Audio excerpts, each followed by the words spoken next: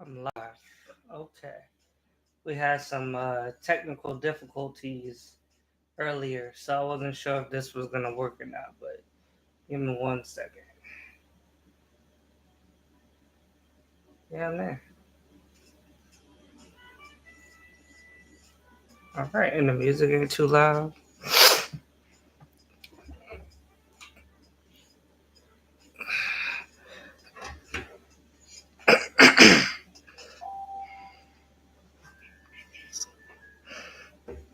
Okay, that is loud though.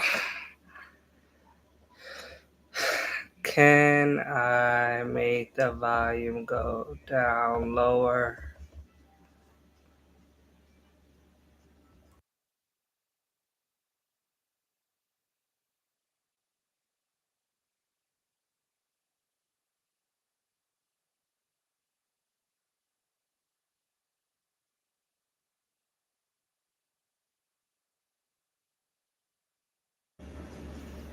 Hello?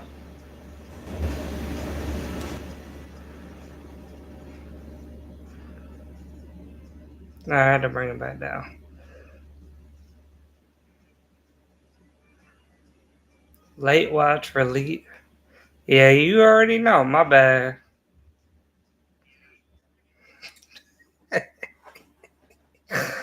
Hey man, you were right. It got too close to the Warriors game.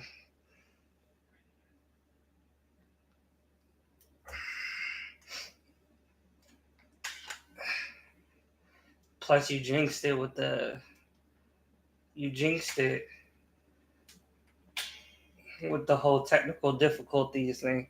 So luckily, I kept my stream. It didn't go anywhere. I ain't tripping.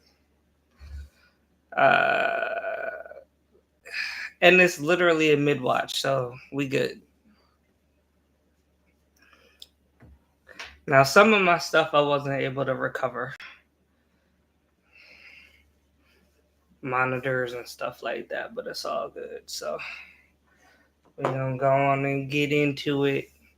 Uh, I was gonna do a whole like speakeasy look type situation. Trying to find the hat, it was too much. It was too much, and it's cold as hell in my house. So if you hear the wind blowing, that's because the people, the powers that be, want to keep the house cold, and I can't do nothing about that now. I was debating whether if I wanted to do a bunch of like stills from the movie, but then I also didn't want to ruin anything for anybody. I wasn't gonna show anything that wasn't in a, you know, trailer or anything. Or, but I mean, I don't want to. I don't want to do that. Now I am thinking to come back to this movie Sinners, and I'm thinking of doing like a ranking of the five Coogler movies, right? Because they all say like they're high budget, breaking number records, and recouping their money and all of that stuff. They're all very successful. So instead of doing a Coogler versus Jordan Peele face off, I think I'm just gonna do a top five Coogler ranking of his own movies. Now, obviously, we know that he's had mostly the same people involved in all his movies, which is all good. But either way, there's all his stuff. So I don't know. We'll see. I don't know if I'm gonna do it next week. Possibly, possibly. While the hype is going on for Sinners, I don't want to wait too long. Um, Also, I was thinking about this. This is the only kind of horror film of Ryan Coogler. Vice, Jordan Peele is all horror stuff. So I didn't think that would be fair to do a comparison, even though they're black actors, black directors in the modern time. I think their genres and styles are just so fundamentally different. It'd be very hard to compare them. So, like I said, maybe next week. Now, I did watch a bunch of not movies, interviews of Ryan and Michael V and the other actors and actresses and stuff. And so I'm not saying like I'm well versed.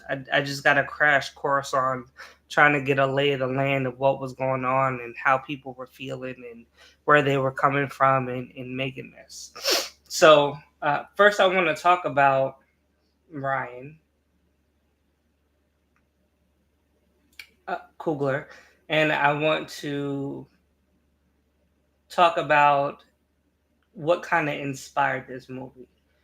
And the reason I want to do that is because I believe people are rating this movie based on how they feel about Ryan Coogler and how they feel about the emotional attachment that he has to this movie. And it's not that I necessarily blame them, but for me, a movie is a movie. So, however, I feel this is as a passion project, and he wrote it himself, he directed it himself, he came up with the idea himself. This is his own IP, original content, and we gotta, big up the original contents and support those. And I'm 100% for that. I seen this movie twice in the last 3 days. Um, so I'm very on par with that. Yes, that's the message. Let's do that. But I also don't want to just give this a pass just because it's his passion project. So I'm still gonna rank it or rate it like a regular movie, but I do just want to highlight the importance of Coogler's idea. Raj said it's what someone movie nerds have been clamoring for: originality and vision. And you're right. And this is not a Marvel movie. It doesn't have a Marvel budget.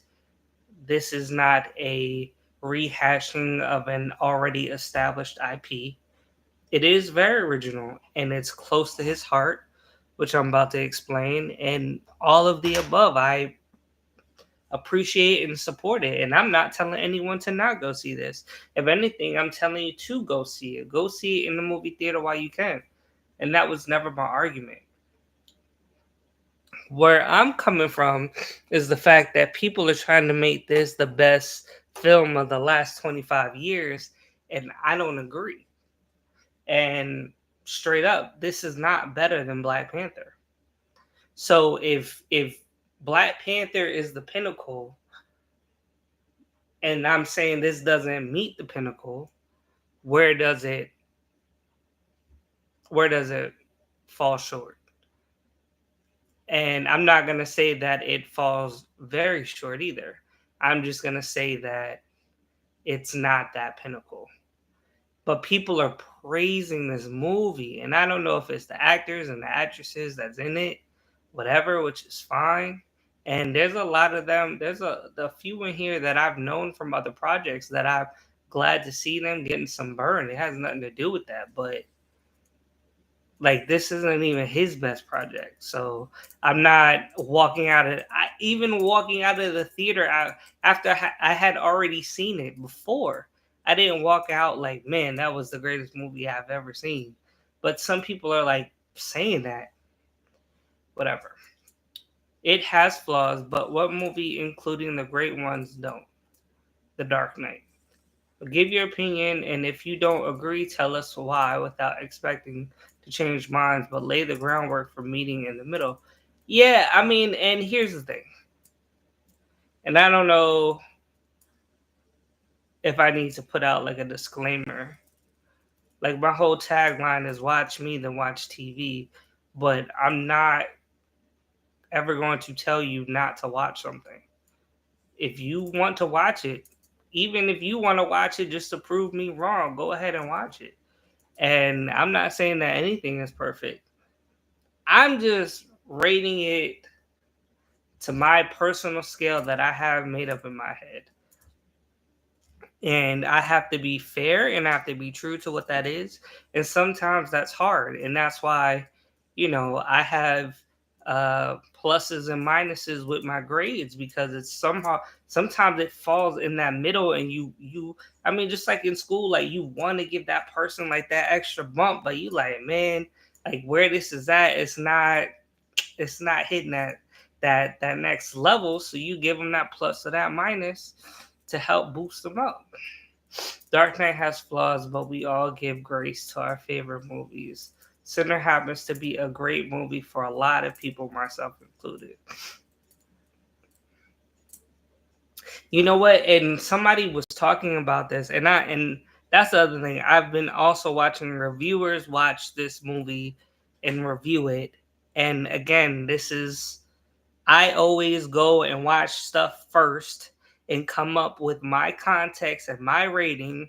And then I go watch other reviewers talk about the stuff that I've watched to see where I fall in line, to see if I'm tripping, to see if I'm picking out stuff that they're picking out. And a lot of times, and I'm not, and it's not because I'm watching like-minded people. It just so happens that the stuff that I pick out usually people pick that out too. Now, whether they weighted against that movie or not depends on how egregious it is. But again, I'm coming from a writer standpoint. I'm a critic with care.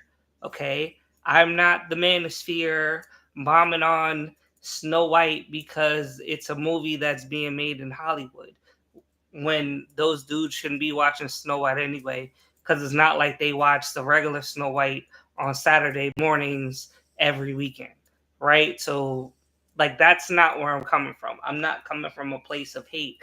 And I'm coming from a place of usually I don't watch the trailer, so I'm not spoiled. So I'm not coming in with expectations of it meeting this and that. I'm trying to come in cold turkey pretty much and see what it gives me and then rated fairly. And to your point, this could be one of those movies that's great for a lot of people, and that's fine. But somebody also did point this out, and then when I get to the Ryan Coogler stuff, I'm gonna tie it all back in. Somebody was saying that this is a slow burn movie, and for them, that slow burn of the beginning until it got to the juke joint was hard for them. They were bored with it, and it had nothing to do with it just didn't fit what they thought that the story was going to be, and they were bored with it. And even with the whole historical importance and all of that, they felt like it was boring. And I can easily see, because you're checking your time and you're like, bro, like I know I seen the trailer. Ain't this supposed to happen? Ain't it getting dark? Ain't supposed to stuff happen? So I can very easily see that. And a lot of people have said this is like two different movies mixed together, right? Then they compare it to Dusk Till Dawn. So what did I do? I went and I watched Dusk Till Dawn this weekend. Why? To see where people were coming from. Okay, so Dusk Till Dawn has its own story, basically until they get to the motorcycle nightclub. And you can take that story by itself and let that story play out. That if they go over one more exit, that story ends a completely different way. So it's a story, and then it has this other thing that happens in this story. This movie is like that in the sense of it has this already outlined story, then it gets to something, and then something happens. And that doesn't work for everybody. And I'll explain that in a little bit. Now, somebody also said they appreciated the beginning part because it was so historical and it was so true to form and informational and all of that good stuff. And then they felt like the vampire stuff didn't work. Now, spoiler warning if you didn't know it was vampires. And going forward, I'm probably going to spoil everything. So, thanks for being on for the last 12 minutes. Now, the spoiler warning is going off. Um, they basically said they didn't like the vampire stuff because they felt like there was a lot of flaws in vampire lore that they didn't follow, which is also valid because if you're coming in for the vampire stuff and it doesn't follow the rules and the vampire stuff is your stuff, you're gonna be upset with that, and that's fine too. So I, I I think that you do have to give it grace for it being original, and it's not like Underworld original where you like, wait, what are lichens and why are these vampires fighting them and this and that. Um, but it is its own original story. It has historical context, and seeing that on screen is dope. With that being said, just like the show Watchmen, based off the comic and movie and all of that, the HBO version, the TV show, had the whole, if I'm not mistaken, Tulsa, right? And the whole like burning down and all of that stuff. And all of that is historical. And all of that happens right at the beginning of the movie. I mean, the TV show. And some people hate that. They're like, oh man, this is all black and this woke and yada, yada, yada. I'm not watching it. That's on them. I appreciated seeing that because that made me go Google stuff and figure out what in the world that was and if that really happened and how it happened like that and what brought that on and stuff like that. And this movie, Sinners, has a bunch of that. Been Googling all day stuff that happened. Not just stuff that they said, did, places they mentioned, lifestyles they mentioned, certain things that are historically accurate that we don't even know. The whole, what's hoodoo versus voodoo thing. I mean, this is a roadmap for a history lesson, which I think is awesome. Is it a bit boring? A bit, yeah. Could it have been shaved off 10, 15 minutes? Absolutely. Then what would you replace that with? Probably 10 to 15 minutes of the vampire stuff or the after story of that. You know what I mean? Or, dude on the road trying to get to where he's trying to get to.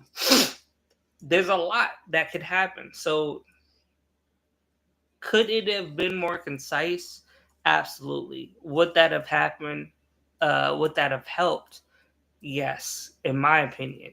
Would that work for people that watch the History Channel all day Saturday and Sunday? Probably not. They probably enjoy that stuff. But for some people, especially young folk people, especially people, the new generation that's going in to see this, I think, yeah, you want to give them a little bit of that, but then you don't want to overdo it unless you do it like in flashbacks and stuff to make people still engaged. And I think a lot of people could get disengaged very early on and be confused because what you get in the beginning is not what you get or what's being advertised on TV. As a writer, I'm surprised you're okay with someone else's setting the rules of fantasy and fiction vampire rules.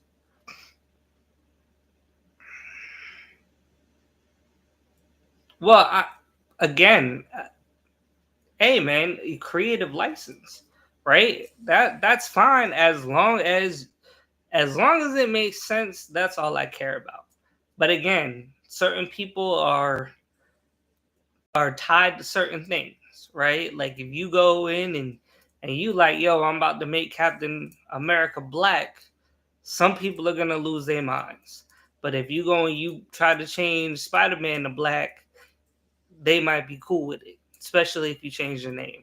So it depends on the people. In this case, it didn't bother me what they did because what they did makes sense. And, you know, because of the setting, you do have you can set your own rules. This is not Dracula, right? They didn't take Dracula and turn that and give him some rules that he doesn't usually live by, right? Like if you took Dracula and you were like, all right, he could walk around daylight, nighttime, nothing could stop him. You know, he he don't only just turn into a vampire, but he also turns into a werewolf.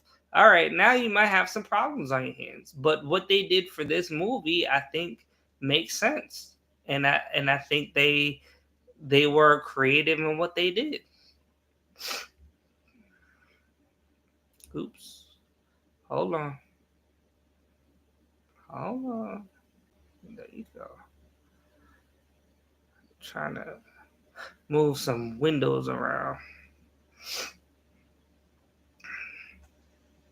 Let them be confused viewers.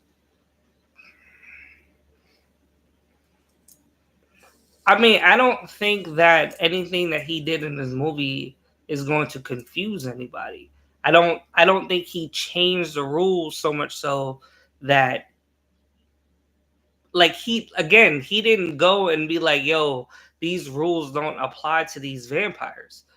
He Ryan Coogler just made certain rules that work for his vampires, and that's fine. And the reason why I bring that up is because in an interview that I saw, Ryan Coogler said that he's a big horror fan, and he said that a lot of people don't know that about him. So I think again, like if this was Jordan Peele writing this, people would automatically be like, "Oh, well, that's fine." You know what I mean? Jordan Peele's the guy; he knows what he's talking about. But you people don't really look at Ryan Coogler to be like, "Oh, he's an expert on vampires and horror." But he's saying he is. That's his secret bag. So if he knows what he's talking about and willing to back, he's willing to stand on it, then cool. Sinner sets an intellectual line for me if you get it. If I start asking questions and wanting to know more about the gems Ryan dropped, I want to talk with you. If not, please don't talk to me in the Uber pool. Bodega Boys. Nah, I mean, yes. And is there a lot of intellectual stuff to pull from this? Absolutely. Are people going into this just looking for a horror movie? Absolutely. Are most people walking in knowing what they're getting from this movie? Probably not, especially not the beginning. I didn't time it. I don't know if it's the first hour. I think it's little over half the movie, but I also want to say that I think this movie gives more than just one genre a shake. And in me saying that, Kugler likens it to basically he said he said it's like a plate of food, I believe he called it. And in my mind, he's talking about like Sunday dinner, Thanksgiving food, where you got a little bit of this, a little bit of that, and your plate is diversified. I, before I heard him call it that, was thinking of this movie like Gumbo, whereas all these genres, you get a little sprinkle of action, you get a little sprinkle of horror, of romance. I don't want to really say fantasy, but you are getting like a mixture of these different kind of genre, musical, historical, right? So modern, depending on certain scenes. So I think there's something in there for everybody. And the question that I pose is it enough? Are you only getting samples or are you actually getting like a full meal?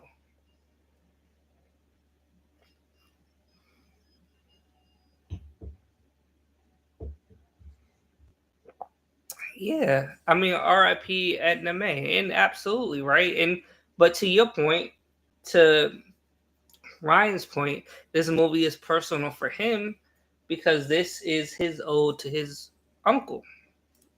Basically, if you go on some interviews, he talks about his uncle, how his uncle was down in the South, I believe Mississippi, got into some things and had to get out of town in the nighttime and moved to Cali. And Coogler is from Oakland, and he said something about a place called Richmond, I believe, which is, a couple of minutes outside of Oakland. I mean, and basically, like he would go to his uncle's house.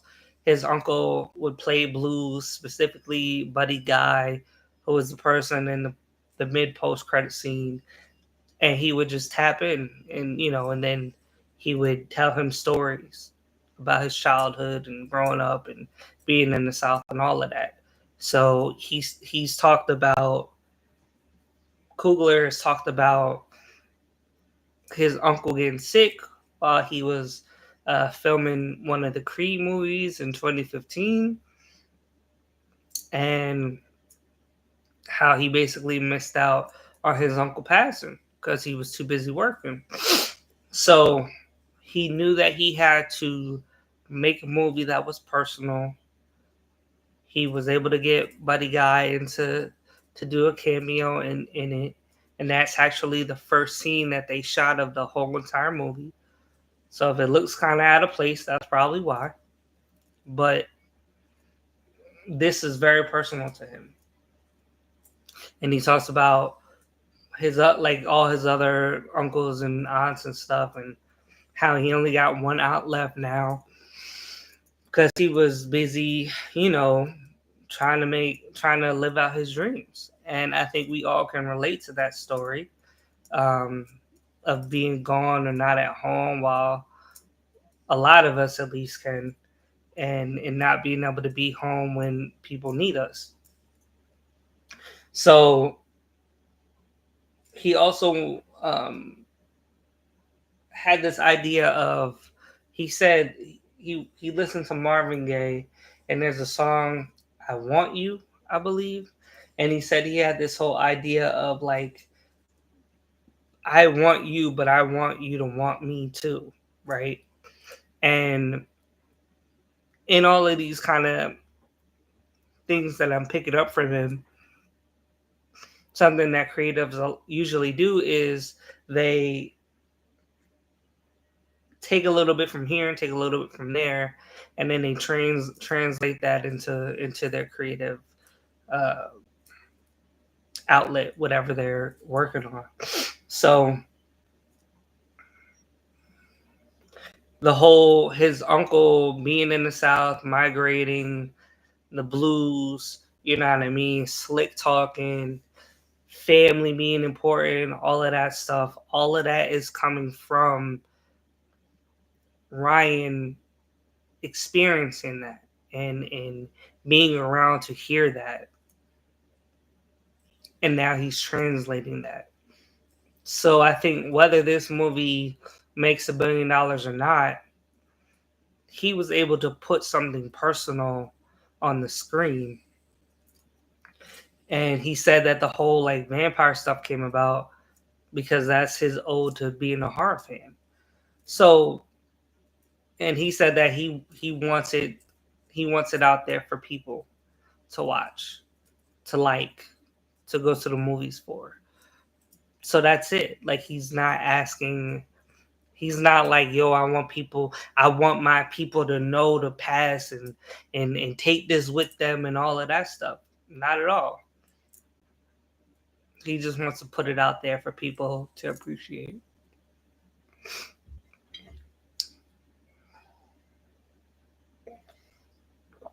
This movie was written for us, black people, indigenous people, Asian Southerners, but the layers were added to entertain the masses. I don't agree with that specifically, because in the interview that that he did that I listened to, he was talking about where he comes from out in Cali is super diverse. And he was talking about how his first name Ryan is an Irish name. He was saying that one of his brother's name has a very Irish name. Um, I don't know if he said specifically there was like Irish in his lineage or something, or Irish people there, whatever. But he looks at where he's from as like a melting pot, and he wanted to translate that on the screen. So I don't. Yes, did he write specific things in here for Black people? Yes, but I think it was also just an ode to like America and diversity. And I don't think he did it heavy-handedly. I think he did it the right way. If you want to say for the to entertain the masses, sure, but he wasn't trying to alienate his people, anybody. Like, and this isn't Get Out. You know what I'm saying? Like, I think he did a good job of again sprinkling all of those different elements in there, putting all those different genres of food on the plate, and he made it work for everybody. And no matter what, I'll give him credit for that at the end of the day. So now I'm actually going to talk about the movie. So shout out to Ryan. Thank you for your gumbo of a movie. We appreciate that. We understand that this is personal. And now we got to talk about the movie. So first, I'm going to talk about the characters. And then I'm going to talk about the WTFs. And then I just have some thoughts that I need to get off my chest.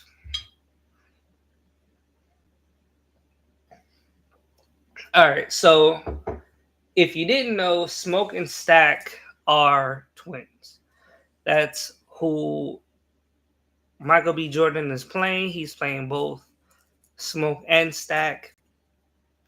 And if I'm not mistaken, Smoke's name is Elijah and Stack's name is Elias. And they are twins. And Smoke is the older one. They never said about how many minutes or anything like that. I think they said that Stack got stuck and then had to get pulled out. And I don't know if they even said that their mom died in childbirth. But they did talk about their dad a lot, and their dad was abusive. So there was this whole kind of like ideology that Smoke and Stack killed their dad and then ran away, which isn't true. Smoke is the only one that killed their dad because Stack basically was getting beat really badly. And then they left. And then they went to go join the military. Then after the military, they went to Chicago, grabbed some beer and wine from the Italians and the Irish, grabbed, and then hauled it back down to the Delta. And in here in the Delta, they are making a juke joint. So that's basically where we're at. So it's like what is it? The prodigal son when he returns home. So it's like that. And even that is like a biblical kind of story. So um they pick so the movie doesn't start with Smoke and Stack though. The movie pretty much starts with Sammy, who is aka Preacher Boy, who is the son of a preacher on a plantation. Now we're talking 1930s, so were there still people working on plantations? Yes, but they were sharecroppers, not necessarily slaves, but it still took some effort to try to get off the plantation and make a life for yourself. So a lot of black folk post slavery still stuck around and worked and probably lived either on or around the plantation. So I guess I didn't put two and two together because when I was thinking about the 1930s in the movies, I was thinking about the movie Idlewild, which takes place in Atlanta, Idlewild, or Georgia, Idlewild, Georgia. And it was more musical, so it wasn't really touching on the whole like sharecropper thing. And then Harlem Nights, all the way up in New York, they wasn't doing no sharecropping up there. So and then the Harlem Renaissance. So I never put two and two together. That's what they were still doing in the South. So Preacher Boy wants to leave the plantation, but his dad's a preacher in the South, and that ain't about to happen. So Smoke and Stack come back and they scoop up their cousin, and they like, don't worry, Unc, we're gonna take good care of him. But his uncle, no, he thinks they killed the daddy, so he just thinks of them as trouble. But to say me, his big cousins are back, so and he feel like he old enough, so now he's rocking with them heavy. And then you got Annie, who we find out is, I don't know if that's Smoke's wife or just his baby mama, but we learned that they had a baby boy that died. Now I don't know if that was in stillbirth or like was born and then got sick and died. I just know that Annie has a grave right outside the place where she lives and works. Her little shop. And then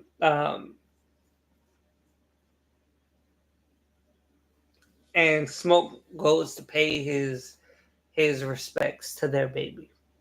I don't know if he meant to run into Annie or not, but he definitely like ran into her, and we'll talk about that. He did more than run into her, but we'll talk about that in a second. And then you got Mary, who's basically this white girl who got a teardrop of black in her, that is obsessed with Stack, but she happens to be married to a rich white guy in Arkansas, even though she is unhappily married because her heart belongs to Stack. Uh, and then we'll talk about her a little bit later. Then you got Remick, who is the main vampire, who again comes in his own roundabout way. And we're gonna talk about his entrance, and kind of the symbolism behind him. Then you got Grace,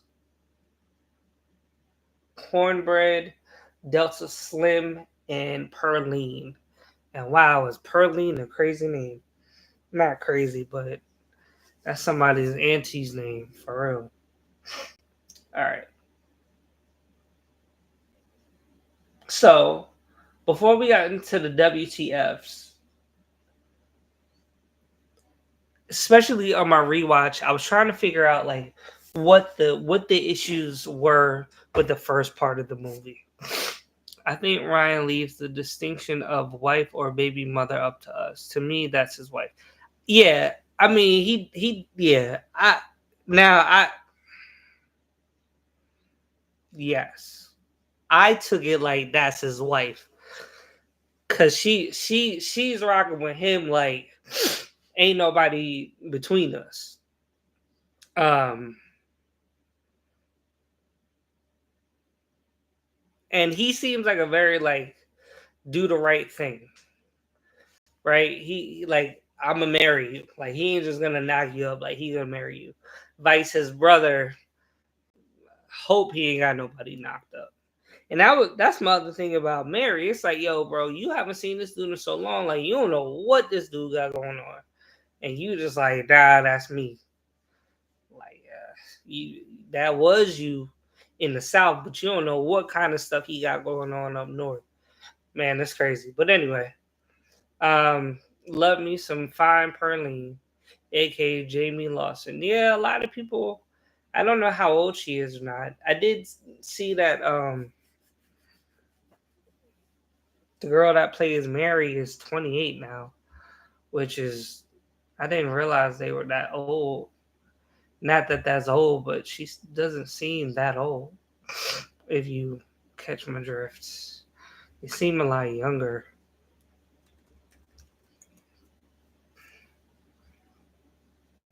Let me look this up right quick. So Pearline, Jamie Lawson. Let's see how old she is. And then Haley Steinfeld is the girl that plays Mary. Oh, Haley Steinfeld. I mean, Jamie Lawson is 27, born in 97. Haley Steinfeld is 28, born in December of 96. So, yeah, they're right around the same age. And Wumi Masaku, she's 38. Okay. Yeah, and I know Michael B. Jordan isn't that much older than me. 38. Yeah. Yeah. Um but no, it was good cast of people for sure. Keeping the main cast close knit is a better word to use. But yeah, so what I was saying is with the whole like beginning, like before they get to the club, I was trying to figure out what like why it didn't feel like it worked. And the thing is, it feels like there's no conflict. Now, what I mean by that is in Dusk Till Dawn, the conflict in the beginning is like the two brothers are on the run. Not only are they on the run, but they just killed the cop in a gas station and then blew up the gas station. At the all the agencies are looking for them. They're trying to get over the border for get to Mexico. They gotta like kidnap a family essentially to take their kind of RV across the border. And then once they get over across the border, they got to rendezvous with some people to help them. It's a lot of drama. And then you get there, and then the vampires happen, right? So there's a lot to keep you engaged. With Sinners, there's not a lot of overt conflict happening. So I wrote down the conflicts that they had were to convince people to come to the juke joint that doesn't exist. So not only does it not exist, but basically the day that they get into town is the day that they trying to open the juke joint. And people are just like, what juke joint? Oh, at the old sawmill? They ain't no juke joint there. And then you trying to get people that work for other places to come and play at their juke joint and stuff like that. So there's not like a overt like challenge, but the challenge is they're trying to get everyone to buy into this idea of them running a juke joint. Um, Also, they're dealing with their past, right, which is very evident. But I didn't pick up on how strong of a conflict that is. Smoke is dealing with his wife and being home without her necessarily knowing that he was coming home, and then dealing with the fact that yeah he did lose his baby, and the longer he's there the more he's reminded that he lost that baby, and that's a lot of trauma. Not only that, but the whole kind of stereotype, I don't want to say stereotype, but the whole like them or the mystery of whether they killed their dad or not. They got to deal with that, whatever that's called, like reputation. Um, so And then I guess like the coming threat, even though they don't see that, but we as the audience find out that that's going to happen, or yeah, that's going to happen. That is coming from that for them. So it's a very very slow burn, meaning the conflict isn't overt, and you have to kind of be paying attention to the details to understand like these are things that they have to overcome. Whereas if they got into the town and then the car broke down and the white cop was just happened to come by, and then they had to lie to get out of it, and then get all the stuff out of the broke down truck and get it to the club, and how we gonna get the fish there. It just seemed that like a lot of stuff just was like, yo, now they did have to pay. They did have to pay, and they were running out of money, but that running out of money didn't we didn't feel that until later. They were spending a hell of amount of money to convince people to buy in, but again, we learned that later. But it doesn't feel like what like something's gonna happen, something's gonna happen, something's gonna happen. It's funny that this is one of the best parts of the movie to me. Yeah, but you like slow burn movies. The assembly of the characters and how they communicate and interact with the others so well, in my opinion. No, I get that. And for some people that's important, right? Them being in the train station. But what I did appreciate this is when the brothers were separated, because my first watch I couldn't see the difference between the brothers. The way that Michael B. Jordan was playing them, I thought they were literally just carbon copies of each other. But when I watched it the second time and I watched them separately, I got to understand the differences in their character. Slick is going to lie to you and tell you what you want to hear to serve a purpose. And he don't care how much money he has to give you to get you to do what he wants. Where Smoke is not going to do that. He's a negotiator. He's going to nickel and dime, trying to get the best price possible, and then some, plus a bouquet of flowers, right? And Slick is going to get the entertainment, right, and rile up the crowd. You know what I mean? Whereas Smoke is going to go make some business deals and then go see his wife. You know what I mean? And deal with people trying to rob him because they almost got robbed. So again, it's like they're dealing with these conflicts, but it's not like heavy-handed. Like it's not heavy-handed where it's going to stop them from completing their goal. And as a writer, you're taught to come up with different levels of conflicts that's going to stop or deter the main characters from getting their goal. And yes, go to assemble the crew, it never felt like it was not going to happen. And that's my point. That was intentional by Ryan, as he had twin consultants for the movie who are also his real life friends from Richmond, if I'm not mistaken. Oh, them like being like subtle. Oh yeah, the overt differences.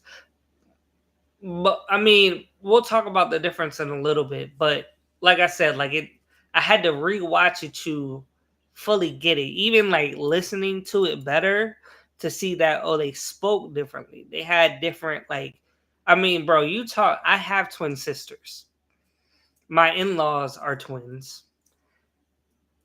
I feel like my brother-in-law has a twin, and my in-law is a twin. So like I'm surrounded by twins. I get the twin thing. Like you preaching to the choir, preacher boy. Trust me, I know it. Which is why, more importantly, I'm like trying to understand the differences. But they were subtle. They weren't like overt. Like certain things you watch, and like the twins are totally different, right? One likes pink, one likes purple. One is a tomboy, the other one's a girly girl. You know what I mean? Whatever.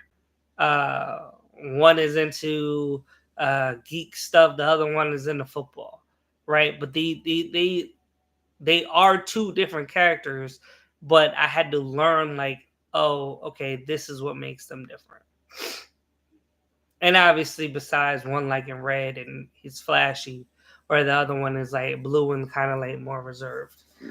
And also like he don't play, so like if the fun is getting out of hand, he's gonna shut it down, which is smoke. But even when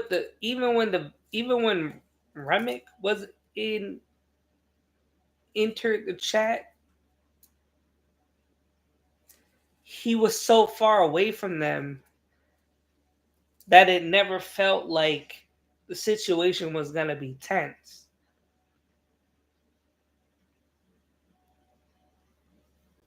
And then I have some thoughts about that too. Like it really never seemed like it was gonna get tense until old girl couldn't shut her mouth. But other than that, they all felt safe. Now they were losing people left and right, yes. But overall they felt kind of safe. All right, so the WTFs in no particular order.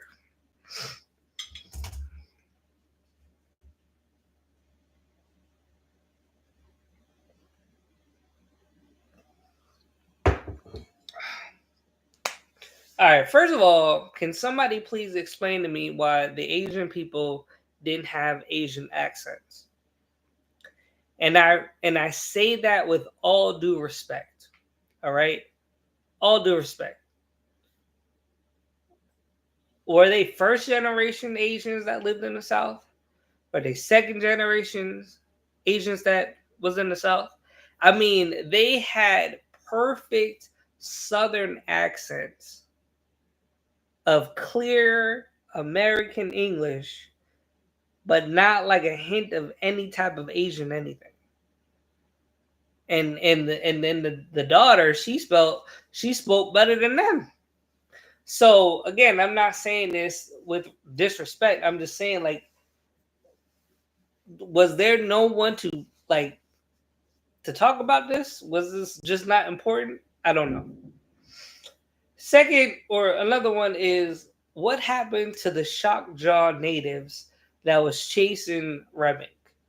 Now, Raj, this goes back to you because you brought that up earlier. That's what they didn't come back the next day to be like, is he still here? Did he live? Did he make more people? Did they go to the house? Did they go inside the house the next day and look around and see if they were gone? Or did they be like, yo, it's in y'all's hands, we out of it? And why were y'all what did y'all have him locked up in something? I want that story. I want to know what happened. Was he locked up? Did they have him locked up in something? Or were they just chasing him? Did he break out of something? Because they looked for real. And they were definitely way more prepared than the black people. Because the black people, all their stuff was out in the daggone truck. And I was gonna say they ain't send nobody to the truck either. They're just like, yo, we ain't going outside, so we're just gonna work with what we got.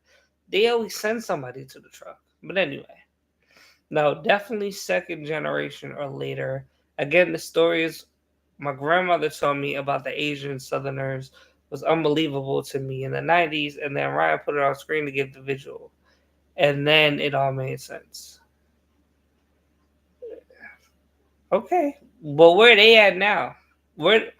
So I mean, hell, if we about 4, 5, 6 generations from then, where they at? Because I haven't, and you know they had to have migrated. I've never met, to the best of my knowledge, a 6th generation American Asian person. To the best of my knowledge, every person, Asian person I ever met, usually was second generation, like, or first generation rather. Like their parents were immigrants.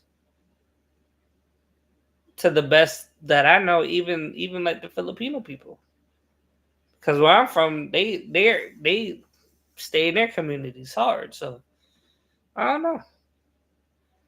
Interesting. Okay. Um. Yeah, but I do want to know what happened to the shock jaw natives. Did they come back?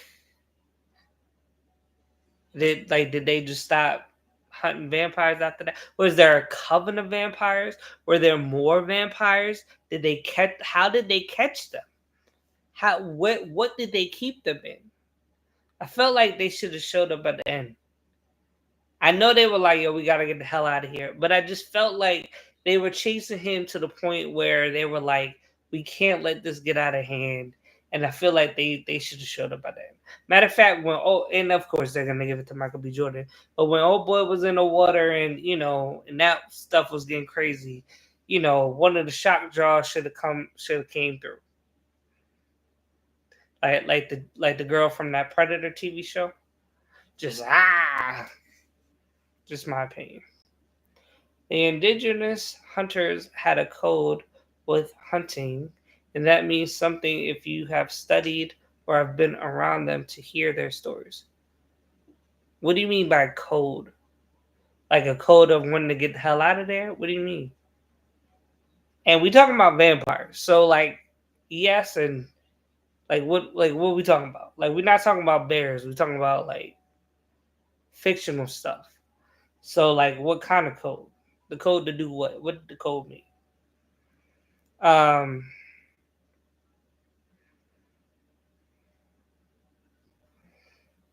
Now, this whole eating cootie cat. All right, listen. No, I'm not about to have like some tutorial or something. But I do want y'all to know I did my research. And not on that specifically. I did my research on the different movies. So, like I said, I watched Idlewild this weekend. I watched Dusk Till Dawn this weekend. I did not watch Harlem Nights. But I also did watch a movie that Ryan Coogler said he watched before he went and made this movie, which is called Don't Look Now. And this is like from 1973. This is supposed to be one of like the top like must watch horror films. It's not horror in what we think of horror. Really, if you ask me, it would be more of like a psychological thriller type thing, but I don't know. But I watched all of it because Ryan Coogler watched it before he made the movie, and I was trying to get context. And no, there's no vampires in it, but there is a dude eating cootie cat. So again, Idlewild, Dust Till Dawn, and Don't Look Now. All three of them had a scene or mention eating cootie cat. And when I first saw this movie, I was like, what the hell? Where did that come from? When I watched it the second time, I better heard the conversation between Stack and Sammy. And Stack was like, this is what you got to do. Because that's what he learned not being on the plantation. So that was cool. So yeah. So if you are interested in that whole situation, go ahead and watch this movie. And now that leads me into the whole other sex stuff that was going on. Annie, now when I first watched it, I thought Annie like slid her hand down dude's leg. And I was like, is she going all the way down? Is she trying to indicate something? what is going on?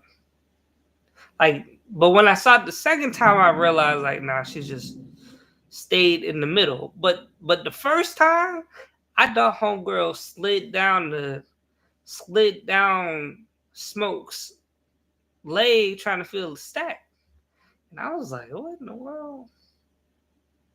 So yeah, that was. But then he flipped her. He bent her over, and that's why I think that was his wife. But yeah, that first caught me off guard. The second go around, it was just like okay, but it didn't do nothing for me. It didn't move the needle. Move the needle. It didn't do anything for me. It was just there. But for certain people, that'll do it for them. Black on black love, right? Which brings me to the other part where Mary spit in Stack's mouth. Boy, does that sound like something he was into up north.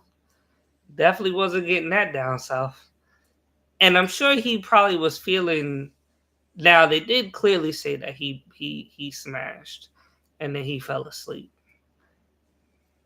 But I'm sure for a lot of reasons that night that he got it in the movie was different than the other nights that he got it from Mary. And homegirl spit in his mouth, and I'm like, wow, that is artistic liberty right there. Yeah. So yeah, there goes your three sexual main events for the movie, which you could take it or leave it. Y'all millennials and Gen Z weirdness with sex scenes and movies is just odd. Yeah. I didn't feel like it was necessary. That's why. It caught me off guard because there wasn't any lead up to it.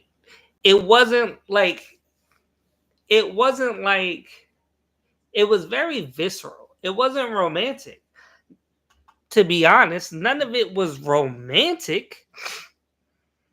They wasn't like making out first and kissing and knocking stuff off the table and then he flipped her over. It was very like straight to the point. So it was, and then the spit in the mouth. Hey, listen. Whatever gets you going. All I'm saying is, it was just very visceral and straight to the point. So it wasn't romantic. It was he ain't go in there. They ain't go into that room. The kiss, and then I forgot. Sammy, after eating the cootie cat, I mean, it's presumed that they went to multiple bases, but it wasn't romantic. And 2 out of the 3 girls were married, which brings me to where the hell were these husbands at? That's in Mary's case is one. No, not even. First of all, okay, Mary had just buried her mom. Where the hell was her husband at? Did he catch the earlier train? Did she be like, "Yo, I'm staying later because something reasons"? Where the hell was her husband at? So he wasn't at the funeral either. So you mad because Stat wasn't at the funeral, but your husband wasn't at the funeral either? Does that make sense? And then Perlene, I don't know if she was really married. She could have had her mom's ring on or something. We don't know. Cause she ain't got no curfew. She she ain't gotta catch the train. She was at the train station. She don't gotta be back at no certain time or heard from at any certain time. It ain't like she came back with her sister or something. Like homegirl is in the middle of the night by herself. So whoever you took the train to go visit, whether you be your sister, your cousin, your auntie, whatever, ain't nobody rolling with you, and then you just don't go home to your husband, and your husband don't know nothing what's going on. What? It's 1936. Smoke's not as open to sexual exploration as Stack, and the movie clearly showed that. What do you? I'm not saying that it was. I'm talking about kissing. That was his wife that he hadn't seen in like 7 years. There was no romance in that, and they were the married ones. The other two were knockoffs. I get that, but you ain't even gonna make out with your wife. You just going straight for back shots, and you going straight for back. That's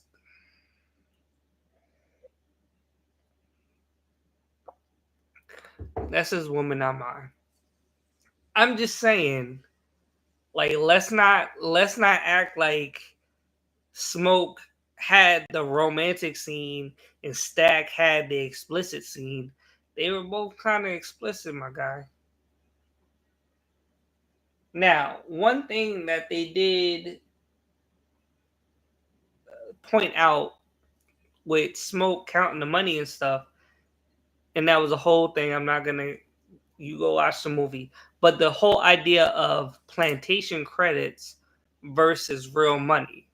Now, Stat or Smoke didn't want to count those plantation credits.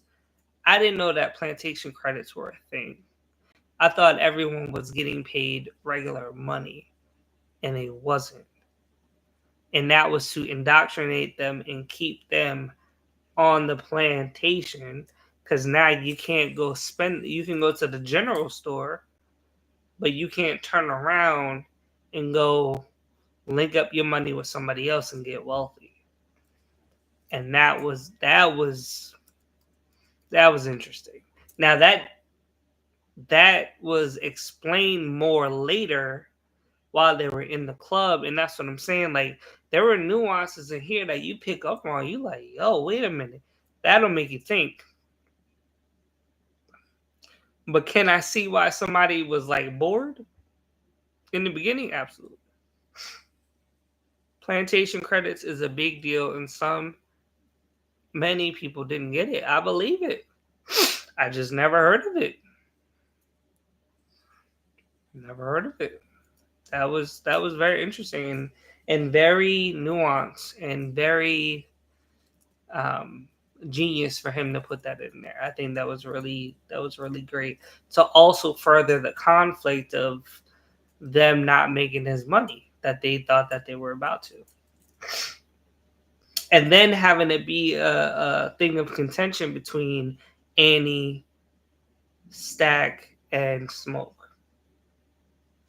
Now, when it came to the whole vampire thing, I thought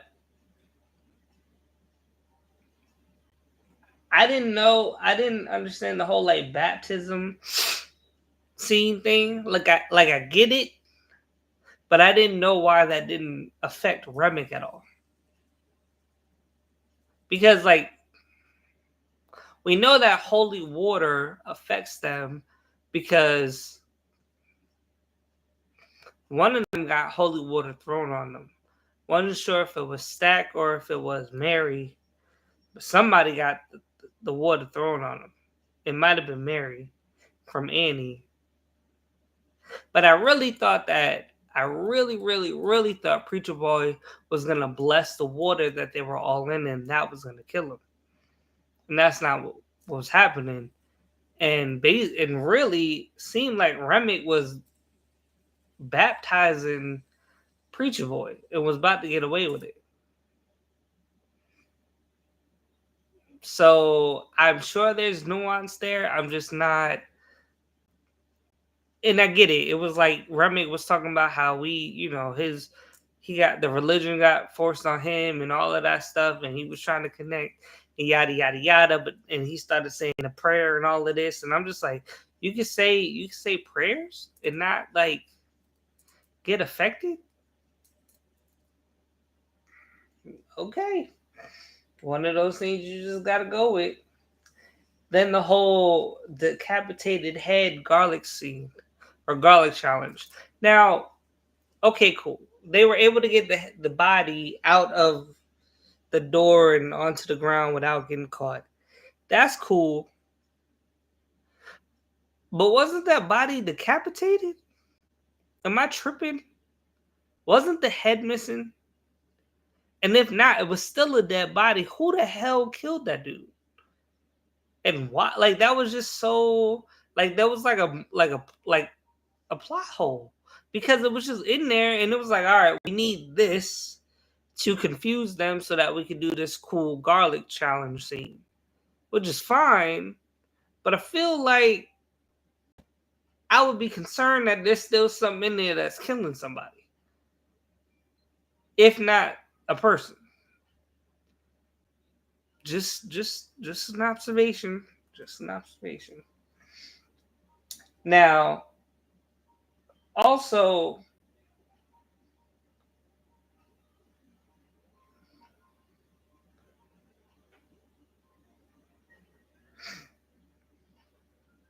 why didn't they kick Grace, the Asian girl, out before she invited the vampires in? Because I felt like there was a good old heave ho that was necessary that they didn't do. The head was not missing. Thank you for that. Either way, the body was still dead. I feel like they could have got Grace.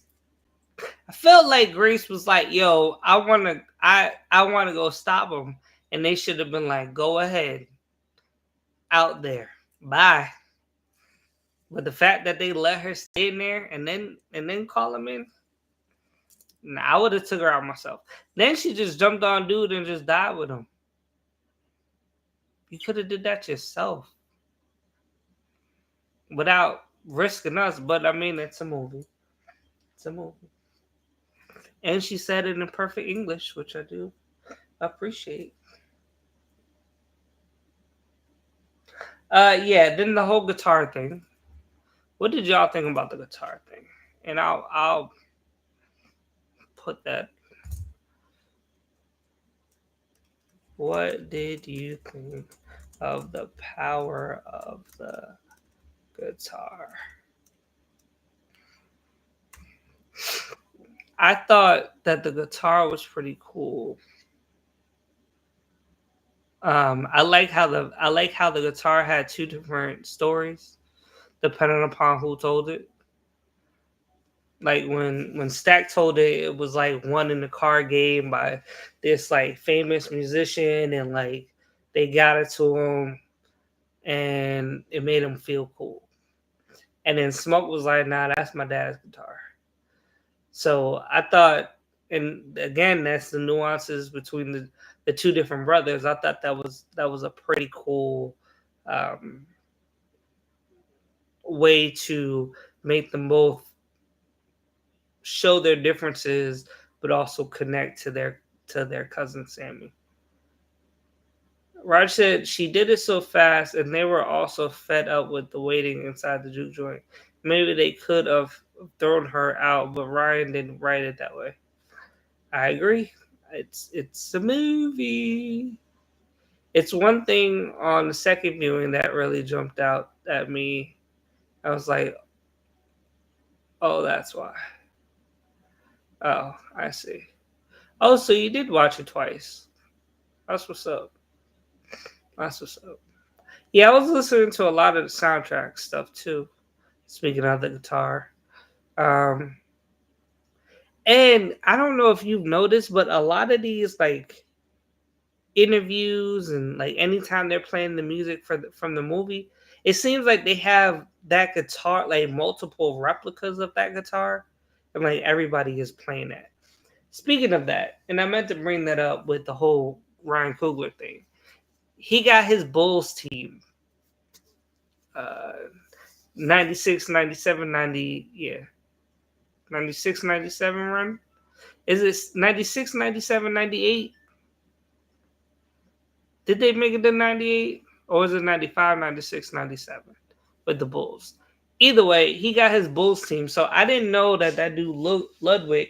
So they met while Ludwig, they were at the same school. Ludwig was in grad school.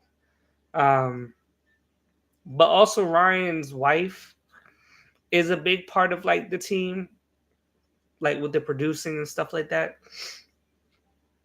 Obviously, Michael B. Jordan, and I'm sure there's a couple other people, but like he got his own like team, and he was like, now like everybody's getting hot and popping and all of that stuff. So now it's kind of like hard to get all of them in one room to do a project together.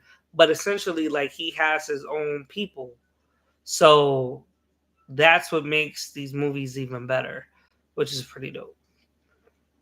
Soundtrack is outstanding. Even the Irish stuff was good. 96 through 98. 94, 95 was a Houston chip. Yeah, that's what I thought. So 96, 97, 98.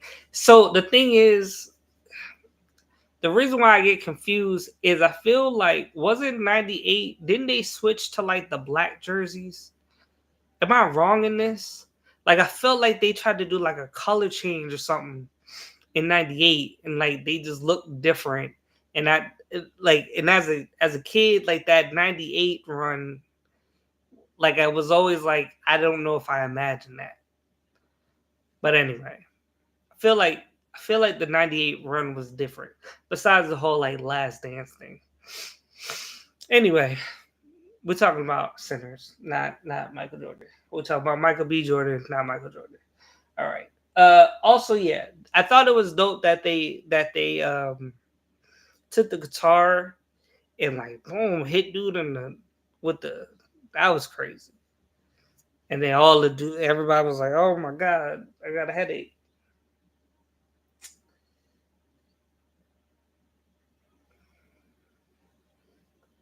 The question that I had is, did they ever say if Stack was a full-fledged pimp?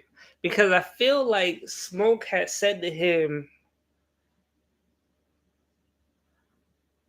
was saying that he was running hoes or something when they were talking about the money or something. And then it just kind of like they moved past it. But I feel like that was a subtle nod to be like he was a pimp, like a real pimp in Chicago before they came back. Um,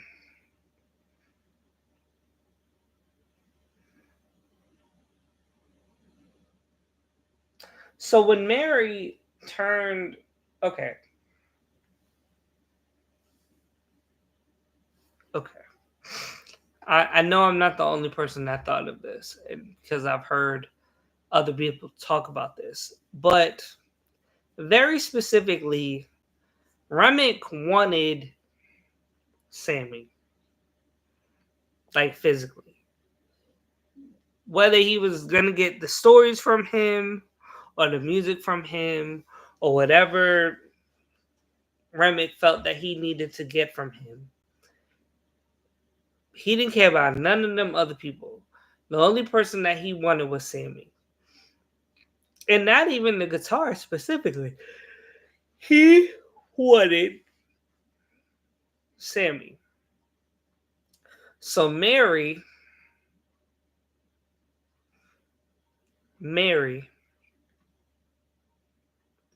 goes back into the juke joint,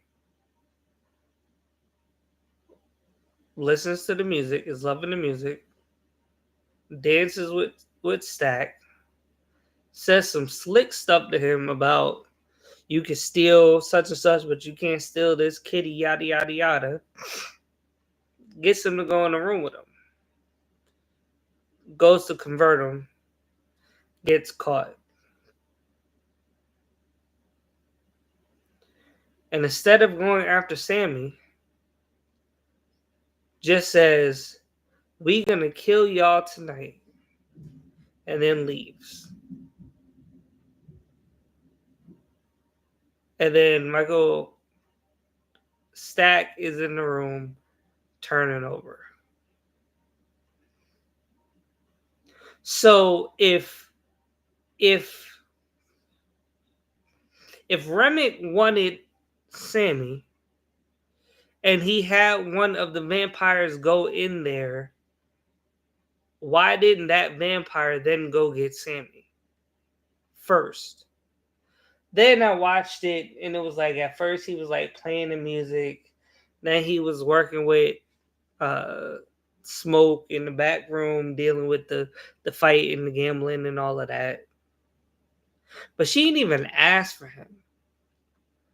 Like the first thing that she should have did when she walked in was like would have been like, "Yo, where's Sammy?"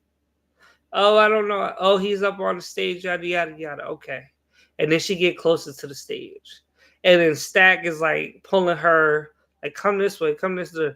But like her goal is like, "Okay, I'm gonna go get Sammy."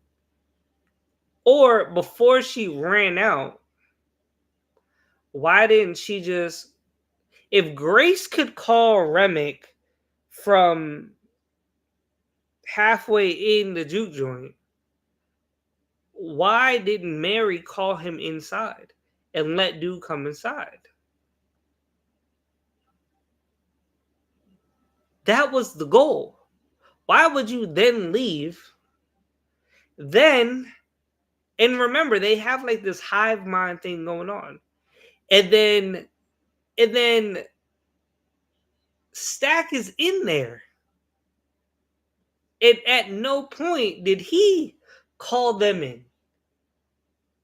That doesn't make sense, bro. That doesn't make sense. That's more than a WTF. That does not make sense. And sure, you're going to say for reasons and writing and blah, blah, blah. But it doesn't make sense. They're a hive mind. They know what each other want. And Remick wants something very specific.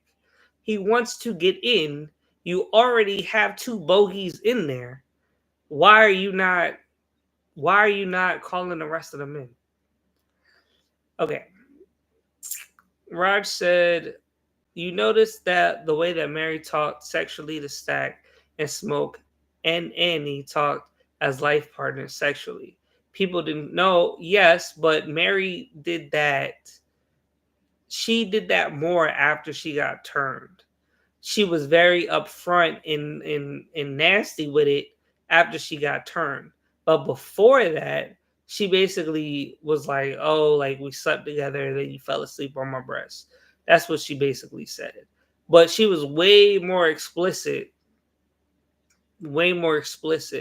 after she got turned.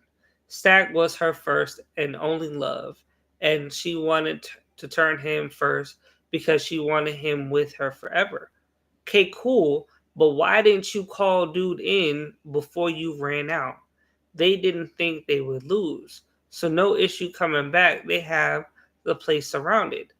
But they want to get inside. Fuck being outside surrounded. This ain't a what is it? A Mexican standoff? You're already inside. That was the goal. The goal was not like the goal was not outside. Because what do you have to lose? The sun coming up. You have time to lose. And they would have lost until Grace called them in there. But you already had two people in there that could have helped you.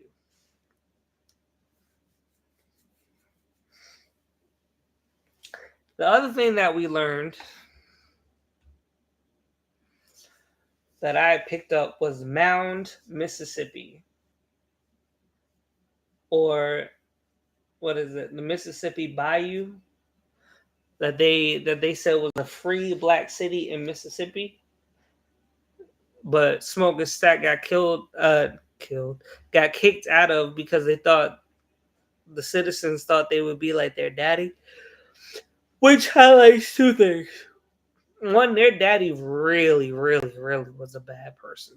I don't know if he was necessarily a criminal, but if you got people from a different city knowing who you are, then you really are a really bad person. And two, that was a real place that free black people were in, which makes me feel like the story should have took place there, because that would have been fun. Raj said Stack was her. Yep, they didn't think they would. Yep. No, did you hear what she said to Stack at the train station? Don't no woman talk like that to a man in public like that in the 1930s Mississippi unless he turned around. What was it about the that they had sex and then he fell asleep on her bosom?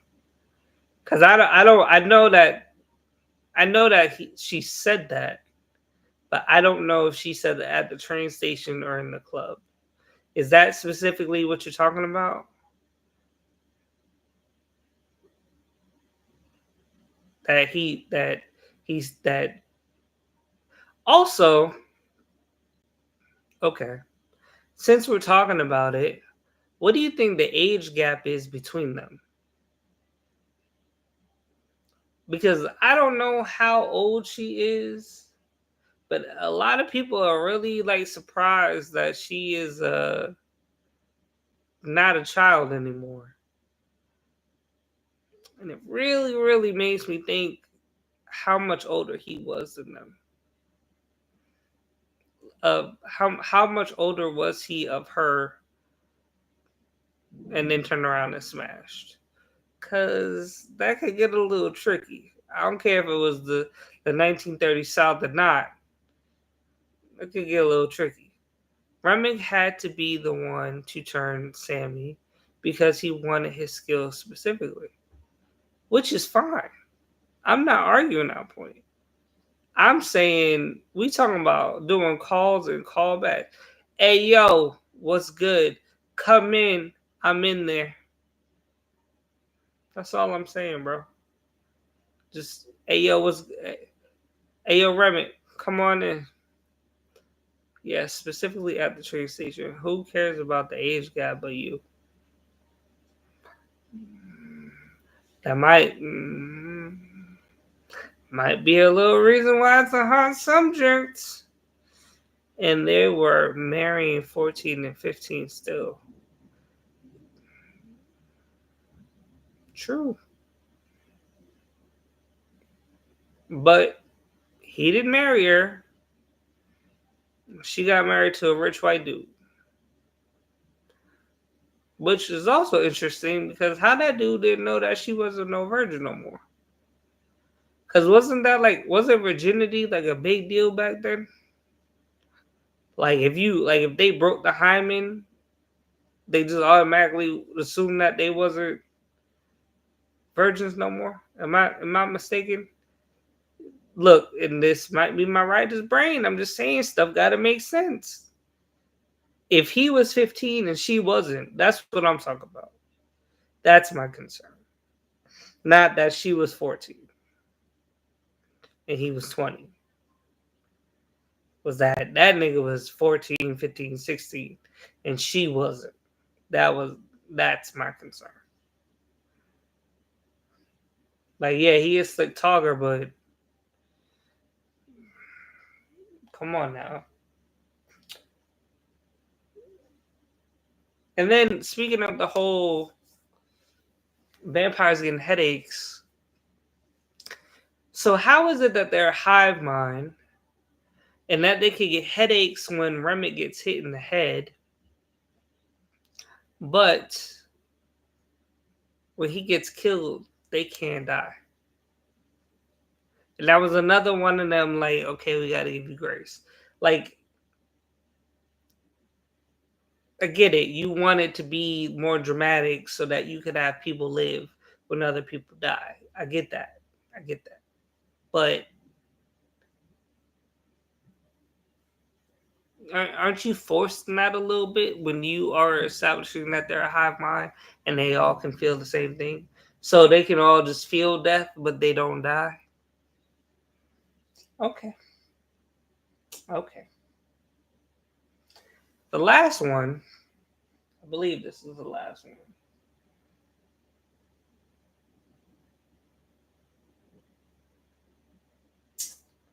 The last WTF as of today. Why would these dummies stay out till dawn? Can you make that make sense? Can anyone make that make sense? Why would any vampire, whether they got converted that night or have been a vampire for 300 years, why would any vampire stay out till sunrise and not flinch? Not being like, yo, it's getting a little hot out here, we need to move. Or let's all head back to the barn, or like let's try to make it and then not make it. Like ain't none of them try to run to that barn.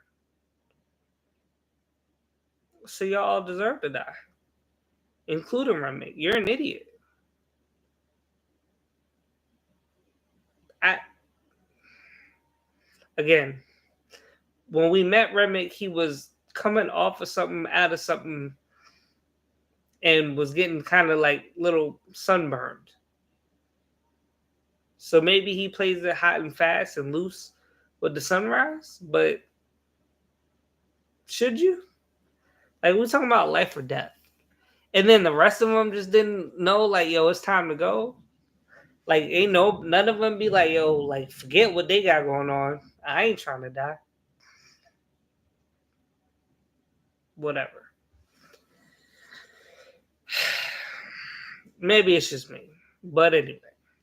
Other than that, all the dancing scenes, the Irish river dancing scene was dope. Uh, Sammy's blues playing in the middle of the floor with all the different cultures and stuff happening. That was pretty dope. There was a lot of dope visuals in this, and I'm not gonna pretend like there wasn't. A lot of dope music, a lot of dope visuals, but again, some stuff didn't make sense to me. And I think if Ryan needs me to proofread his stuff before he puts out, I'll be happy to. That might be my superpower. And I'm not saying he got to put me in the next Black Panther, but if he wants to, I'll be there. I think you called it. Remick played fast and loose with the sun. He was introduced burnt and running. Yeah, I agree. He's a dumbass. But the other ones should have known better. So they all deserve their fate. Some themes to either pick up on or reminisce on: consent and agency. And I think that's the biggest thing for the Black people. Having these establishments that they can actually, that other people need to have consent to enter. And Black people having the agency to tell them no and be okay. Again, with the whole, like, what was going on with Annie. So I just automatically thought she was from Louisiana and she was doing some voodoo stuff. But the way sometimes they said stuff, it'd be like, what? Sound like they said hoodoo instead of voodoo, but I'm like, that can't be right. So I did some Googling, and the AI told me that voodoo is a religion originating from West Africa, particularly in Haiti, which that's not the same place, that involves worshiping Lola spirits and maintaining a connection with the spirit world. However, hoodoo is a folk magic tradition developed by enslaved African Americans in the American South, blending African practices with Native American and European influences. It emphasizes the power of the natural environment and is often used for practical purposes like healing, protection, and luck, rather than being a structured religion. And what was important from that was, Smoke and Andy kept going back and forth like, oh, did your hoodoo save so and so? Can you bring so and so back from the dead? Stuff like that. And she couldn't. But what she could do, what she did, is she gave Smoke a protection mojo bag, and that basically saved his life the whole time. So there you go. That's another little nugget that he put in there, that Ryan put in there, that made that so nuanced. Pretty cool. Made me have to go and Google. So overall, my thoughts: Sinners should not be a movie. People are gonna argue this with me. The theaters need this. That's what Ryan's talent is. Yada yada yada. I feel like Sinners should be a TV show. And I feel like with the TV show, you could explore more of the other cultures that's going on around there, i.e., the natives, the Asians.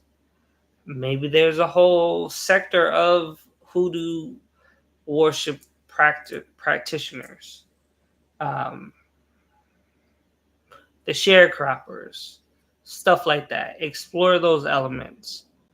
Now, some are gonna be like, no, like it's just a concise movie, and everything happens, yada yada yada. Yes, but there's a lot. There's a lot that could be developed there, especially with the music and all of that. And then you going to go round up some group of people at a train station doesn't seem so rushed. Or you going to see the love of your life that you've been missing for 7 plus years doesn't feel rushed, and you can get those relationships developed better. Just my opinion. And it could be a limited series. Doesn't have to be a franchise. Everything can end. Everything can end right when Remick dies, or you could keep it going and explore. Stacks kind of like post life if you want to. But I still think it would be better as a TV show or a limited TV series. I felt like there were good acting, but some of the accents slipped. Like Annie's accent slipped in and out. And it was easier for me to hear that it slipped in and out more when I went to go watch it the second time. But, and I'm not saying anyone has to be perfect. Even Michael B. Jordan's accent slipped from time to time. But for me, sometimes it made it feel like, is it believable or not? And sometimes that it draws away from that. It's interesting that Sinners opened up on Easter weekend. I feel like that's a statement. What that statement is, I don't know. How many people went to go see Sinners on Saturday and went to church for Easter Sunday? I don't know. But I feel like there's a nuanced statement in that. And that had to have been done purposely. Because no black director would do that unintentionally. I agree that this could have been a limited series, but you and I know that Ryan is a movie director. Look, I get it. I'm just saying he owns the IP, he could do whatever he wants. I'm just saying it would be better to explore all of these over time and over a couple of hours and not feel like it's rushed or drawn out. You could just hit those things.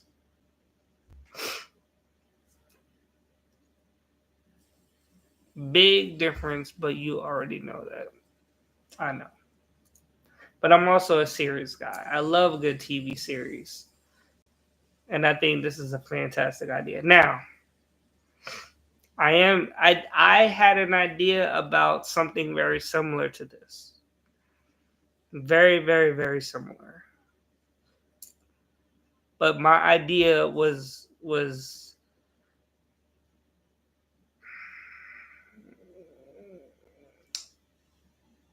the concept was different. It was set in a different time period. It had different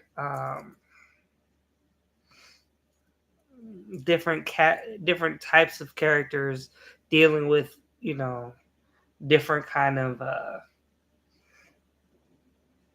problems and concerns, especially dealing with the black community. But vampires were involved for sure. Um, but either way, I'm glad we got something, which is cool. Um, I think I'm pretty sure when I watched Idlewild, sorry, and when I watched the other Don't Look Now movie, there was nudity in there.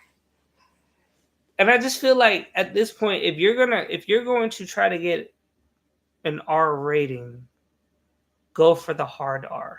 And I'm not saying like NC-17 type thing, but I mean you damn near showed a titty with no nipple. Like there wasn't a lot of blood going on. Like there wasn't like it wasn't super gory. It wasn't super gory. There was no nudity. Like even the sex was like didn't look like they were really having sex because there was too much clothes going on. So why even make a R-rated movie for the language, for the idea of something, the sexualization of something? If you're gonna get the R, just earn the hard R. Why is that so hard to understand? One fact that I learned is Miles Canton, who was the one that played Preacher Boy, aka Sammy, learned how to play the guitar just for this role, which I thought is really, really dope. He learned a whole new instrument just for a role. Absolutely, absolutely kills it.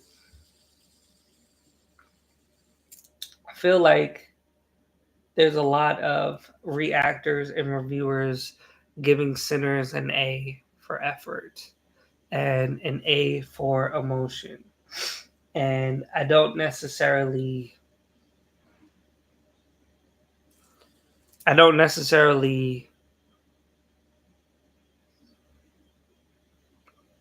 I understand it, but I'm not going to do that. So, final rating. Final rating on Sinners. We discussed it. We talked about it. We broke it down. I broke it down to the best of my ability. I know you watch some of these other channels and they pointing out like all these all these like things and Easter eggs, and I ain't got those kind of eyes. And I ain't got that kind of time. I'm just gonna give you my overall rating of how I feel. Yes, Raj, I do agree.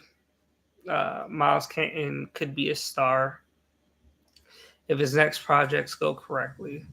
And yeah, shout out to Delroy Lindo, was a scene stealer. Um, definitely comedic, and appreciate every scene that he's in.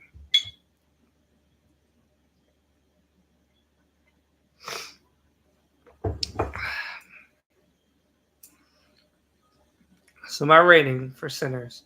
And matter of fact, before I do that, you guys tell me what your rating is. Leave it in the comments below what you rate this. And then also, if you want to talk about it, is this Ryan Coogler's best movie to date? I'm going to rate this a B plus. My official rating.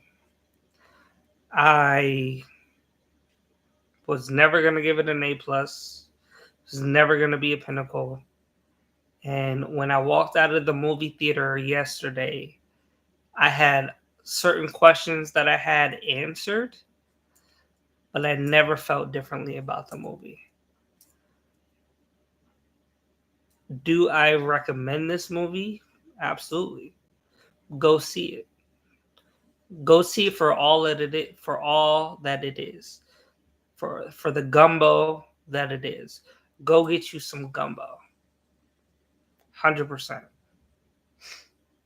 And what you take away from that, enjoy it. Am I ever going to rewatch this movie just because? Probably not. I watched it twice, and I barely ever do that. So unless it's for like a review or a ranking or something, I'm not gonna go back to it. But there were definitely cool elements in here. Definitely cool scenes. And my favorite part was definitely after the vampire thing. The next morning where he takes out all the racists. And then the racist is on the floor trying to offer him some extra money, and that ain't the one. Hell, I'm surprised he didn't shoot him and still take the money, but I guess he died. And you can't take that with you. So yeah, man, there you have it. Raj says A+, the best movie of the year, even though it's April. Regardless of whatever else comes out this year, even though it's April. Top 10 of the 2020s. I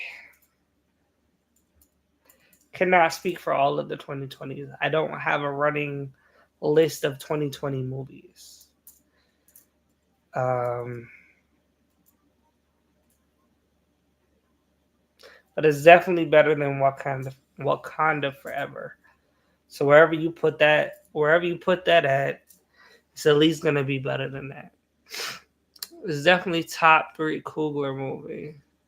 Black Panther, Fruitvale, and Sinners is tough to put in order.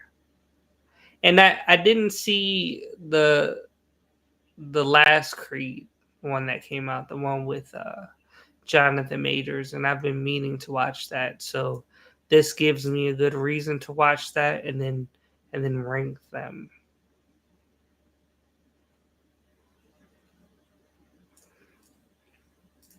So yeah, that's what we'll talk about next time. The ranking of Coogler's movies. And there you have it, folks. Raj gave them an A+. I gave him a B+. What is it that you rank Sinners? Did you stream it? Did you go to the theaters to see it? Did you see it once, twice, or more? Give you a movie that is better in the last 2 years. Right now, the only thing better than Sinners in my mind is Sleep. So I'm gonna leave it at that. Hit me up tomorrow and ask me the same question, and I'll figure it out. But as of right now, my bed is calling me. So I love you guys. Like, share, subscribe, all of that. It's the end of April, almost going into May, my favorite month, and we're still pushing for 50 followers, subscribers. So we're at 42. 8 more. Take your grandma's phone, take your kids' tablets, and tell your neighbors to come subscribe. I'm not, and Raj is still talking about the Creed movies. I listen. Fair point. I'm just saying I didn't watch the third one, so I need to go back and watch it. That's all I'm saying. That's all I'm saying. Um, but yes, tell your girlfriends, tell your boyfriends, tell your boyfriends, girlfriends, everybody come subscribe to my channel. And I know that, what is it? Season 2 of, what is that? What Pedro Pascal? The Last of Us is on. I know that the second episode of season 2 aired tonight. I heard that it wasn't that great. Heard that it was a mixed bag. Something important happens, but I heard it was mixed, and that's 2 for 2. So we'll see. Um, Andor season 2 is supposed to be coming out soon. I never seen Andor season 1, so maybe I'll check that out. Um, I'm circling this Netflix show that's like old people trying to find love. I'm in my reality show bag, I guess. The romantic in me. If you can't find love on Netflix, where can you find it? That should be a tagline. If you Netflix, if you do use that, make sure you send me some royalties.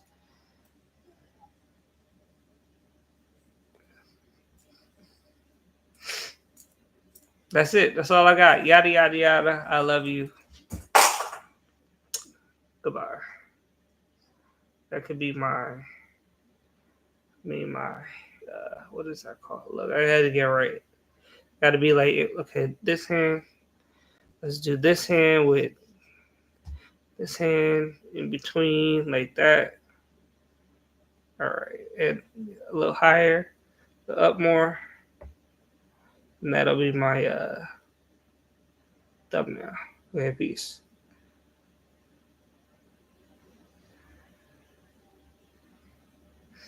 I love how you got a light stop with toys.